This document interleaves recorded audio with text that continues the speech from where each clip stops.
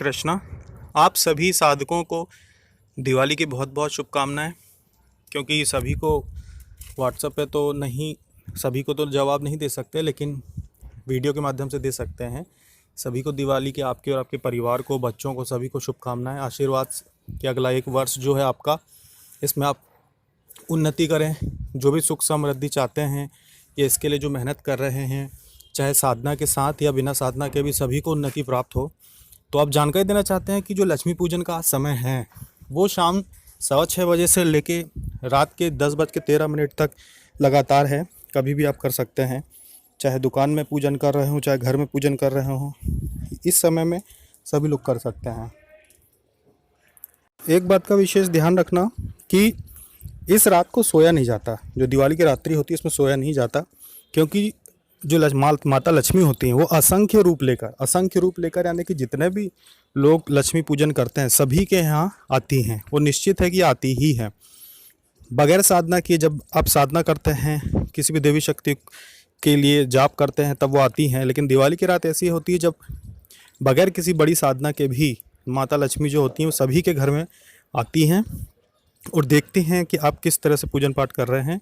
और वैसे तो इस रात्रि को जागने का नियम है ही, सभी को जागना ही होता है, लेकिन बहुत सारे लोग जो हैं वो 10, 11, 12 बजे सो जाते हैं।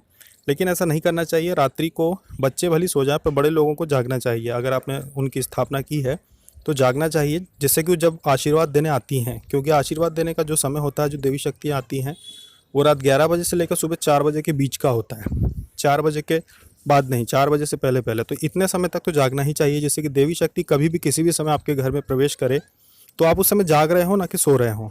इस बात का ध्यान रखना। साथ ही में जो लोग महालक्ष्मी योगिनी की साधना कर रहे हैं या जिन्होंने की है, उनके घर में महालक्ष्मी योगिनी जो है, ध्यान रखना कि रात्रि 11 बजे से सुबह 4 बजे तक रहेगी ही, उपस्थित ही होगी। जो महालक्ष्मी साधना जिन लोगों की चल रही है या जो जिन्होंने पहले की है, वो इस बात का ध्यान रखें कि रात 11 से सुबह 4 बजे के बीच में हो सकता है आपको अनुभव भी ज़्यादा हो, या आपको ऐसा शरीर में महसूस भी हो, झंझनाहट महसूस हो, या थोड़ा सा आपके जैसे हाथ के रोम खड़े हो जाते हैं, रोए खड़े हो जाते हैं, ऐसा भी आपको महसूस हो। क्योंकि ये माँ लक्ष्मी की ही रात रहेगी, दिन भी उनका है, रात भी उनकी ही रहेगी। तो वो अवश्य ही आती हैं और आपके घर में उतने समय तक जो साधना का काल का समय होता है वो रहती हैं। इस रात को मंत्र सिद्धि के साथ जितनी भी सिद्धियाँ होती हैं, जिन्होंने कर रखी हैं या जो कर रहे हैं, वो रात्रि भर जाप करते हैं, मंत्र का जाप करते हैं, जिससे कि इसका 100 गुना से भी ज़्यादा फल प्राप्त हो उनको, उनके मंत्रों के जाप का। इसलिए ये रात जो होती है वो साधना की रात भी होती है। ज़्यादा से ज़्यादा लोग मंत्र सिद्धि वाले जो लोग हैं वो एक रात में जितना ज़्यादा हो सके उतने जाप करते हैं। साथ में जो दूसरी सिद्धियाँ जो हैं, जो देवी शक्तियों की सिद्धियाँ करते हैं, वो भी रात्रि भर जाप करते हैं। तो बहुत अच्छी बात है। तो आप सभी लोग जो है रात्रि में जागना, कम से कम 4 बजे तक जिस साधनाओं को आप कर रहे हैं उनके जो मूल मंत्र हैं उनका जाप करना आज की रात में, जिससे आपको इससे ज़्यादा से ज़्यादा फल प्राप्त होगा। तो जो दिवाली की रात है इसी वजह से बहुत महत्वपूर्ण होती है।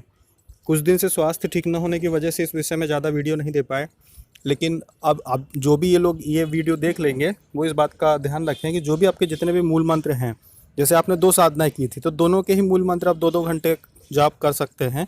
जैसे 12 बजे से बैठेंगे, 12 बजे तक तो क्योंकि आप परिवार के साथ दिवाली मनाएंगे, तो 12 बजे से भी अगर जाप करने बैठते हैं तो 12 से 2 और फिर 2 से 4, तो 2 मंत्रों का जाप आप 2-2 घंटे भी करते हैं तो उससे अच्छा लाभ प्राप्त होगा।